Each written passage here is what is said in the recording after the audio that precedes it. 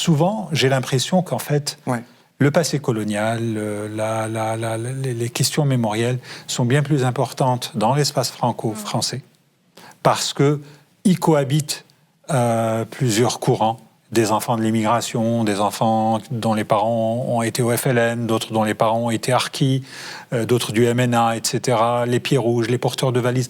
Tout le monde a quelque chose à dire sur l'Algérie, ou presque, dans cette société, en creusant un peu. Même des gens qui ne se sentent pas concernés se rendent compte un jour qu'ils ont eu un père, un grand-père, un oncle qui a fait la guerre, qui a ramené avec lui son trauma, etc. Côté algérien, la population, l'affaire est entendue, on est indépendant, c'est fini, il n'y a plus à parler. Il y a d'autres problèmes mémoriels qui se posent.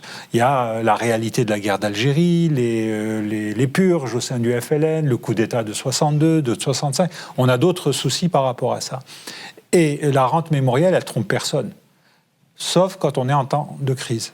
Ce que je vois sur la dimension que nous vivons aujourd'hui, la crise que nous vivons, je vois des profils, je dirais, non pas radicaux, mais plutôt posés, modérés, se radicaliser de par le discours de M. Retailleau et de ses médias.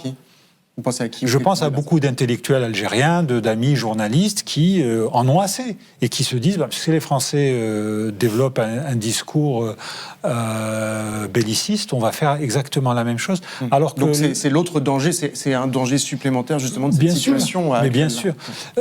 L'idée de s'entendre sur la question mémorielle sur le plan politique, pour moi, c'est une absurdité. C'est une absurdité, c'est aux historiens, et encore, même ça, on ne sera peut-être jamais d'accord là-dessus.